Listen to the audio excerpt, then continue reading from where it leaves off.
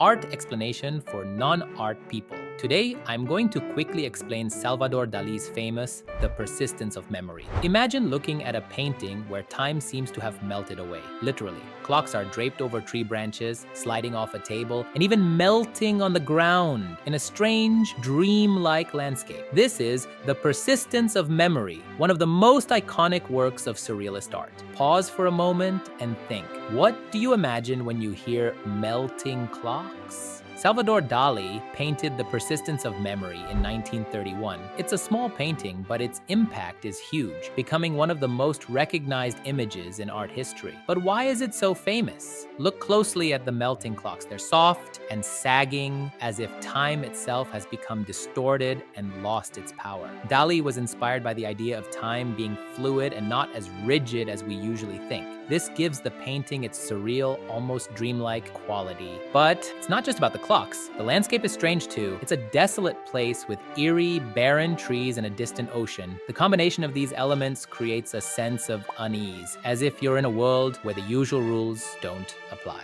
Ask yourself, how does seeing time, something we rely on to be constant, depicted this way make you feel? Confused, curious, maybe a bit unsettled? Here's something interesting. The strange, amorphous figure in the center of the painting with a clock draped over it is actually a distorted self-portrait of Dali himself. It represents the artist's own fears and anxieties, particularly about time and decay. Dali was a leading figure in the Surrealist movement, which was all about exploring the unconscious mind, dreams, and irrational thoughts. By painting familiar objects like clocks in such an unfamiliar way, he invites us to question our perception of reality. Think about this. What other everyday objects do you think could be transformed in a surreal way? How would that change the way you see them? The painting's title, The Persistence of Memory, suggests that even though time may seem to melt away, memories persist. It's a reflection on how we hold onto the past, even as time moves forward. Try this. Next time you have a vivid dream or a strange thought, imagine how you might paint it. What objects or symbols would you use to express it? So, in short,